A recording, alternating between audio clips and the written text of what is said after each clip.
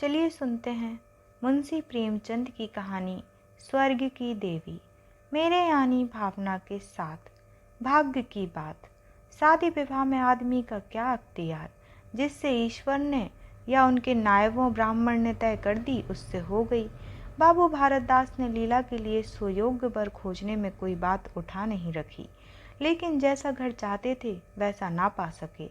वह लड़की को सुखी देखना चाहते थे, जैसा हर एक पिता का धर्म है, किंतु इसके लिए उनकी समझ में संपत्ति ही सबसे जरूरी चीज थी। चरित्र या शिक्षा का स्थान गौड़ था। चरित्र तो किसी के माथे पर लिखा नहीं रहता, और शिक्षा का आजकल के जमाने में मूल्य ही क्या। हाँ, संपत्ति के साथ शिक्षा भी हो तो क्या पूछना। ऐसा घर बहुत ढूंढा पर ना मिला। मिला तो बिरादरी में ना मिला, बिरादरी भी मिली तो जायजा ना मिला, जायजा भी मिला तो शर्तें तय ना हो सकें। इस तरह मजबूर होकर भारतदास को लीला का विवाह लाला संत सरन के लड़के सीता सरन से करना पड़ा। अपने बाप का इकलौता बेटा था, थोड़ी बहुत शिक्षा भी पाई थी, बातचीत सलीके से करता था, मामले मुकदमे समझता था और जरा दिल का रंगीला भी था। सबसे बड़ी बात यह थी कि रूपवान, बलिष्ठ, प्रसन्न मुख, साहसी आदमी था। मगर विचार वही बाबा आदम के ज़माने के थे। पुरानी जितनी बातें हैं सब अच्छी, नई जितनी बातें हैं सब खराब हैं। जायदाद के विषय में जमींदार साहब नए नए दफ़ों का व्यवहार करते थे। वहाँ अपना कोई अख्तियार न था, लेकिन सामाजिक प्रथाओं के कट्टर पक्षपाती थे। सीता सरन के पिताजी जो करते या कहते वही खुद भी कहता था। उसमें खुद सोचने की शक्ति ना थी। बुद्धि की मंदता बहुधा सामाजिक अनुदारता के रूप में प्रकट होती है। लीला ने जिस दिन घर में पांव रखा उसी दिन उसकी परीक्षा शुरू हुई। वह सभी काम जिनकी उसके घर में तारीफ होती थी यहाँ वर्जित थे। उसे बचपन से ताज़ी हवा पर जान देना सिखाया गया था। यहाँ उसके सामने मुंह खोलना भी पाप था। बचपन से सिखाया गया था कि रोशनी ही जीवन है। यहाँ रोशनी के दर्शन दुर्लभ थे। घर पर अहिंसा, क्षमा और दया ईश्वरीय गुण बताए गए थे। यहाँ इनका नाम लेने की भी स्वाधीनता थी। संत सरन बड़े तीखे गुस्सेवर आदमी थे। नाक पर मक्खी ना बैठने देते। धूर्तता और छल कपट से ही उन्होंने जायदाद पैदा की थी और उसी को सफल जीवन का मंत्र समझते थे। उनकी पत्नी उनसे भी 2 अंगुल ऊंची थी। मजाल क्या है कि बहू अपनी अंधेरी कोठरी के द्वार पर खड़ी हो जाए या कभी छत पर टहल सके। पिल्ले आ जाता, आसमान सिर पर उठा लेती। उन्हें बकने का मर्ज था। दाल में नमक का जरा तेज हो जाना उन्हें दिन भर बकने के लिए काफ़ी बहाना था। मोटी ताजी महिला थी। छींट का घाघरेदार लहंगा पहने, पानदान बगल में रखे, गहनों से लदी हुई, सारे दिन बरोठे में माची पर बैठी रहती थी। क्या मजाल कि घर में इनकी इच्छा के विरुद्ध एक पत्ता भी हिल जाए। बहू की नई नई आदतें देख देख जला करती थी। अब काहे की आबरू होगी, मुंडेर पर खड़ी होकर झांकती है। मेरी लड़की ऐसी दीदा दिलेर होती तो गला घोंट देती। ना जाने इसके देश में कौन लोग बसते हैं। गहने नहीं पहनती, जब देखो नंगी बुच्ची बनी बैठी रहती है। ये भी कोई अच्छे लक्षण है। लीला के पीछे सीता सरन पर भी फटकार पड़ती। तुझे भी चांदनी में सोना अच्छा लगता है क्यों? तू भी अपने को मर्द कहता कहेगा। यह मर्द कैसा कि औरत उसके कहने में न रहे। दिन भर घर में घुसा रहता है, मुंह में जबान नहीं है, समझाता क्यों नहीं? सीता सरन कहता, अम्मा जब कोई मेरे समझाने से माने तब तो। माँ, मानेगी क्यों नहीं? तू मर्द है कि नहीं? मर्द वह चाहिए कि कड़ी निगाह से देखे तो औरत कांप उठे। सीता सरन, तुम तो समझाती ही रहती हो। माँ, मेरी उसे क्या परवाह, समझती होगी बुढ़िया 4 दिन में मर जाएगी, तब मैं मालकिन हो जाऊंगी। सीता सरन, तो मैं भी तो उसकी बातों का जवाब नहीं दे पाता। देखती नहीं हो कितनी दुर्बल हो गई है, वह रंग ही नहीं रहा। उस कोठरी में पड़े पड़े उसकी दशा बिगड़ती जाती है। बेटे के मुंह से ऐसी बातें सुन माता आग हो जाती और सारे दिन जलती। कभी भाग्य को कोसती, कभी समय को। सीता सरन माता के सामने तो ऐसी बातें करता, लेकिन लीला के सामने जाते ही उसकी मति बदल जाती थी। वह वही बातें करता था जो लीला को अच्छी लगती, यहाँ तक कि दोनों वृद्धा की हंसी उड़ाते। लीला को इसमें और कोई सुख ना था। वह सारे दिन कुड़ती रहती, कभी चूल्हे के सामने ना बैठी थी, पर यहाँ पसेरियों आटा थोपना पड़ता, मजूरों और टहलुओं के लिए रोटी पकानी पड़ती। कभी कभी वह चूल्हे के सामने बैठी घंटों रोती। यह बात ना थी कि यह लोग कोई महाराज रसोइया ना रख सकते हों, पर घर की पुरानी प्रथा यही थी कि बहू खाना पकाए और उस प्रथा को निभाना जरूरी था। सीतासरण को देखकर लीला का संतप्त हृदय एक क्षण के लिए शांत हो जाता था। गर्मी के दिन थे और संध्या का समय था। बाहर हवा चलती, भीतर देह फूकती थी। लीला कोठरी में बैठी एक किताब देख रही थी कि सीतासरण ने आकर कहा, यहाँ तो बड़ी गर्मी है, बाहर बैठो। लीला, यह गर्मी तो उन तानों से अच्छी है जो अभी सुनने पड़ेंगे। सीतासरण, आज अगर बोली तो मैं भी बिगड़ जाऊंगा। लीला, तब तो मेरा घर में रहना भी मुश्किल हो जाएगा। सीतासरण, बला से अलग ही रहेंगे। लीला, मैं मर भी जाऊं तो भी अलग ना रहूं। वह जो कुछ कहती सुनती है, अपनी समझ से मेरे भले के लिए ही कहती सुनती है। उन्हें मुझसे कोई दुश्मनी थोड़े ही है। हाँ, हमें उनकी बातें अच्छी ना लगें, ये दूसरी बात है। उन्होंने खुद वह कष्ट झेले हैं जो वह मुझसे झिलवाना चाहती है। उनके स्वास्थ्य पर उन कष्टों का जरा भी असर नहीं पड़ा। वह इस 64 वर्ष की उम्र में मुझसे कहीं टाँठी है। फिर उन्हें कैसे मालूम हो कि इन कष्टों से स्वास्थ्य बिगड़ सकता है। सीतासरण ने उसके मुरझाए हुए मुख की ओर करुणा नेत्रों से देख कर कहा, तुम्हें इस घर में आकर बहुत दुख सहना पड़ा। यह घर तुम्हारे योग्य ना था। तुमने पूर्व जन्म में जरूर कोई पाप किया होगा। लीला ने पति के हाथों से खेलते हुए कहा, यहाँ नहीं आती तो तुम्हारा प्रेम कैसे पाती। 5 साल गुजर गए। लीला 2 बच्चों की माँ हो गई। एक लड़का था, दूसरी लड़की। लड़के का नाम जानकी शरण रखा गया और लड़की का नाम कामिनी। दोनों बच्चे घर को गुलजार किए रहते थे। लड़की दादा से हिली थी, लड़का दादी से। दोनों शोक और शरीर थे। गाली दे बैठना, मुंह चढ़ा देना तो उनके लिए मामूली बात थी। दिन भर खाते और आए दिन बीमार पड़े रहते। लीला ने खुद सभी कष्ट सह लिए थे, पर बच्चों में बुरी आदतों का पड़ना उसे बहुत बुरा मालूम होता था। किंतु उसकी सुनता कौन था। बच्चों की माता होकर उसकी अब गणना ही ना थी। जो कुछ थे बच्चे थे, वह कुछ ना थी। उसे किसी बच्चे को डांटने का भी अधिकार ना था। सास फाड़ खाती थी। सबसे बड़ी आपत्ति यह थी कि उसका स्वास्थ्य अब और भी खराब हो गया था। प्रसव काल में उसे बेबी अत्याचार सहने पड़े जो अज्ञान, मूर्खता और अंधविश्वास ने शोर की रक्षा के लिए गढ़ रखे हैं। उस काल कोठरी में जहाँ न हवा का गुजर था, न प्रकाश का, न सफाई का, चारों ओर दुर्गंध और सील और गंदगी भरी हुई थी। उसका कोमल शरीर सूख गया। एक बार जो कसर रह गई वह दूसरी बार पूरी हो गई। चेहरा पीला पड़ गया, आंखें धंस गईं। ऐसा मालूम होता बदन में खून ही नहीं रहा, सूरत ही बदल गई। गर्मियों के दिन थे। एक तरफ आम पके, दूसरे तरफ खरबूजे।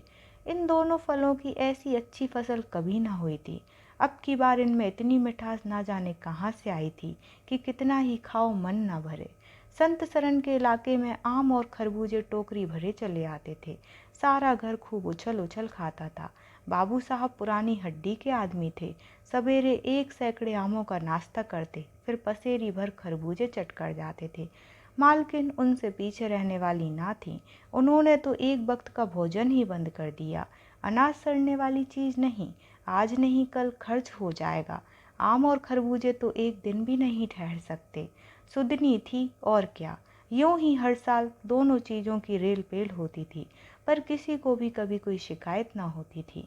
कभी पेट में गिरानी मालूम हुई तो हड़ की पंक्ति मार ली। एक दिन बाबू संत सरन के पेट में मीठा मीठा दर्द होने लगा। उन्होंने उसकी परवाह ना की, आम खाने बैठ गए। सैकड़ा पूरा करके उठे ही थे कि कै हुई। गिर पड़े, फिर तो तिल तिल करके और दस्त होने लगे। हैजा हो गया। शहर के डॉक्टर बुलाए गए, लेकिन आने के पहले ही बाबू साहब चल बसे थे। रोना पीटना मच गया। संध्या होते होते लाश घर से निकली। लोग दाह क्रिया करके आधी रात को लौटे तो मालकिन को भी कई दस्त हो रहे थे। फिर दौड़ धूप शुरू हुई, लेकिन सूर्य निकलते निकलते वह भी सिधार गईं। स्त्री पुरुष जीवन पर्यंत एक दिन के लिए भी अलग ना हुए थे। संसार से भी साथ ही साथ गए। सूर्यास्त के समय पति ने प्रस्थान किया, सूर्योदय के समय पत्नी ने। लेकिन मुसीबत का भी अंत ना हुआ था। लीला तो संस्कार की तैयारियों में लगी थी। मकान की सफाई की तरफ किसी ने ध्यान ना दिया। तीसरे दिन दोनों बच्चे दादा दादी के लिए रोते रोते बैठक में जा पहुंचे। वहां एक आले पर खरबूजा कटा हुआ पड़ा था। 2-3 कलमी आम भी रखे थे। इन पर मक्खियाँ भिनक रही थीं। जानकी ने एक तिपाई पर चढ़कर दोनों चीज़ें उतार लीं और दोनों ने मिलकर खाईं। शाम होते होते दोनों को हैजा हो गया और दोनों माँ बाप को रोता छोड़ चल बसे। घर में अंधेरा हो गया। 3 दिन पहले जहाँ चारों तरफ चहल पहल थी, वहाँ अब सन्नाटा छाया हुआ था। किसी के रोने की आवाज़ भी सुनाई न देती थी। रोता ही कौन? ले दे के कुल 2 प्राणी रह गए थे और उन्हें रोने की सुध ना थी। लीला का स्वास्थ्य पहले भी कुछ अच्छा ना था, अब तो वह और भी बेजान हो गई। उठने बैठने की शक्ति भी ना रही। हरदम खोई सी रहती, न कपड़े लत्ते की सुध थी, न खाने पीने की। उसे न घर से वास्ता था, न बाहर से। जहाँ बैठती वहीं बैठी रह जाती। महीनों कपड़े न बदलती, सिर में तेल न डालती। बच्चे ही उसके प्राणों के आधार थे। जब वही ना रहे तो मरना और जीना बराबर था। रात दिन यही मनाया करती कि भगवान यहाँ से ले चलो। सुख दुख सब भुगत चुकी, अब सुख की लालसा नहीं है। लेकिन बुलाने से मौत किसी को आई है? सीता सरन भी पहले तो बहुत रोया धोया, यहाँ तक कि घर छोड़कर भागा जाता था। लेकिन ज्यों-ज्यों दिन गुजरते थे, बच्चों का शोक उसके दिल से मिटता था। संतान का दुख तो माता को ही होता है। धीरे धीरे उसका जी संभल गया। पहले की भांति मित्रों के साथ हंसी दिल लगी होने लगी। यारों ने और भी चंग पर चढ़ाया। अब घर का मालिक था, जो चाहे कर सकता था। कोई उसका हाथ रोकने वाला नहीं था। सैर सपाटे करने लगा तो लीला को रोते देख उसकी आंखें सजग हो जाती थीं। अब उसे उदास और शोक मग्न देखकर झुंझला उठता। जिंदगी रोने के लिए तो नहीं है। ईश्वर ने लड़के दिए थे, ईश्वर ने ही छीन लिए। क्या लड़कों के पीछे प्राण दे देना होगा? लीला ये बातें सुनकर भौचक्की रह जाती। पिता के मुंह से ऐसे शब्द निकल सकते हैं? संसार में ऐसे प्राणी भी हैं। होली के दिन थे। मर्दाना में गाना बजाना हो रहा था। मित्रों की दावत का भी सामान किया गया था। अंदर लीला जमीन पर पड़ी हुई रो रही थी। त्योहार के दिन उसके रोते हुए ही कटते थे। आज बच्चे होते तो अच्छे अच्छे कपड़े पहनते, कैसे उछलते फिरते। वही ना रहे तो कहाँ की तीज और कहाँ के त्योहार। सहसा सीता सरन ने आकर कहा, क्या दिन भर रोती ही रहोगी? जरा कपड़े तो बदल डालो, आदमी बन जाओ। ये क्या तुमने अपनी गत बना रखी है? लीला, तुम जाओ अपनी महफिल में बैठो, तुम्हें मेरी क्या फिक्र पड़ी है? सीता सरन, क्या दुनिया में और किसी के लड़के नहीं मरते? तुम्हारे ही सिर पर मुसीबत आई है। लीला, यह बात कौन नहीं जानता? अपना अपना दिल ही तो है, उस पर किसी का क्या बस है। सीता सरन, मेरे साथ भी तो तुम्हारा कुछ कर्तव्य है। लीला ने कौतूहल से पति को देखा, मानो उसका आशय नहीं समझी, फिर मुंह फेर कर रोने लगी। सीता सरन, मैं अब इस मनुष्यत का अंत कर देना चाहता हूँ। अगर तुम्हारा अपने दिल पर काबू नहीं है तो मेरा भी अपने दिल पर काबू नहीं है। मैं अब जिंदगी भर मातम नहीं बना सकता। लीला, तुम रंग राग मनाते हो, मैं तुम्हें मना तो नहीं करती। मैं रोती हूँ तो क्यों नहीं रोने देते? सीता सरन, मेरा घर रोने के लिए नहीं है। लीला, अच्छी बात है, तुम्हारे घर में ना रोऊंगी। लीला ने देखा मेरे स्वामी मेरे हाथ से निकले जा रहे हैं। उन पर विषय का भूत सवार हो गया है और कोई समझाने वाला नहीं। वह अपने होश में नहीं है। मैं क्या करूं? अगर मैं चली जाती हूं तो थोड़े ही दिनों में सारा ही घर मिट्टी में मिल जाएगा और इनका वही हाल होगा जो स्वार्थी मित्रों के चंगुल में फंसे हुए नौजवान रईसों का होता है। कोई उल्टा घर में आ जाएगी और इनका सर्वनाश कर देगी। ईश्वर, मैं क्या करूं? अगर इन्हें कोई बीमारी हो जाती तो क्या मैं इस दशा में इन्हें छोड़कर चली जाती? कभी नहीं।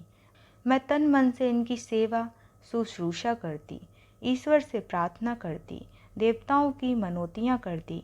माना इन्हें शारीरिक रोग नहीं है, लेकिन मानसिक रोग अवश्य है। आदमी रोने की जगह हंसे और हंसने की जगह रोए, उसके दीवाने होने में क्या संदेह है? मेरे चले जाने से इनका सर्वनाश हो जाएगा। इन्हें बचाना मेरा धर्म है।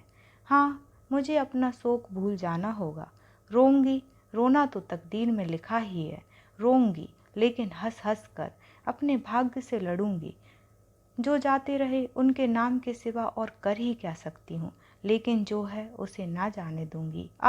ए टूटे हुए हृदय, आज तेरे टुकड़ों को जमा करके एक समाधि बनाऊं और अपने शोक को उसके हवाले कर दूं। ओ रोने वाली आँखों, आओ मेरे आंसुओं को अपनी बेहंसित छटा में छिपा लो। आओ मेरे आभूषणों, मैंने बहुत दिनों तक तुम्हारा अपमान किया है, मेरा अपराध क्षमा करो। तुम मेरे भले दिनों के साक्षी हो, तुमने मेरे साथ बहुत व्यवहार किए हैं। अब इस संकट में मेरा साथ दो, मगर देखो दगा ना करना, मेरे भेदों को छिपाए रखना। पिछले पहर को महफिल में सन्नाटा हो गया, हू हा की आवाज़ें बंद हो गईं। लीला ने सोचा, क्या लोग कहीं चले गए या सो गए? एकाएक सन्नाटा क्यों छा गया? जाकर दहलीज में खड़ी हो गई और बैठक में झांक कर देखा। सारी देह में एक ज्वाला सी दौड़ गई। मित्र लोग विदा हो गए थे, समाजियों का पता ना था। केवल एक रमणी मसनद पर लेटी हुई थी और सीता सरन सामने झुका हुआ उससे बहुत धीरे धीरे बातें कर रहा था। दोनों के चेहरों और आंखों से उनके मन के भाव साफ झलक रहे थे। एक की आंखों में अनुराग था, दूसरे की आंखों में कटाक्ष। एक भोला भाला हृदय एक मायाविनी रमणी के हाथों लुटा जाता था। लीला की संपत्ति को उसकी आंखों के सामने एक छलनी चुराई जाती थी।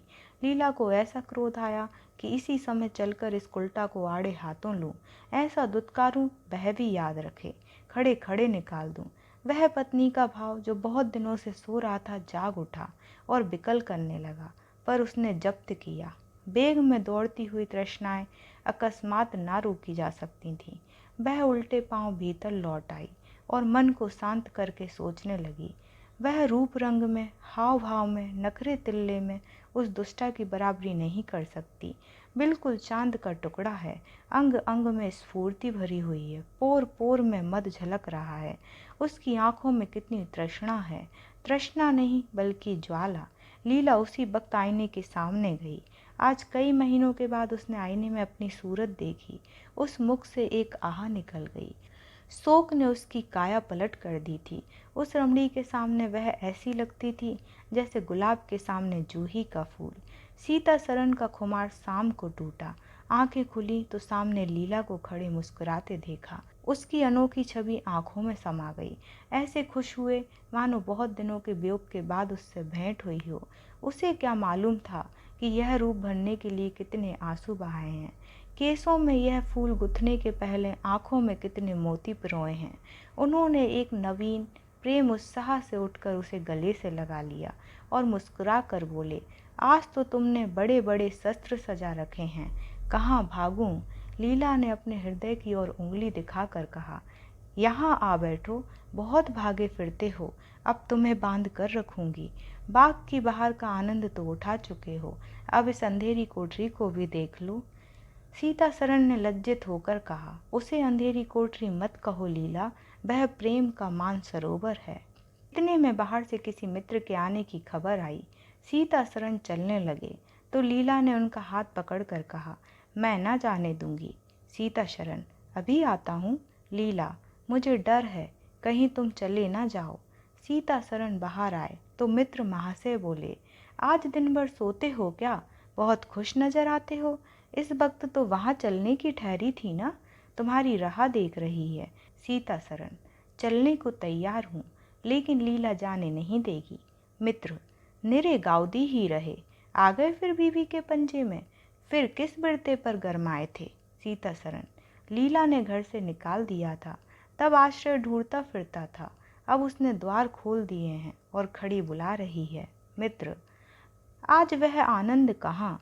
घर को लाग सजाओ तो क्या बाग हो जाएगा? सीता सरन, भाई, घर बाग नहीं हो सकता, पर स्वर्ग हो सकता है।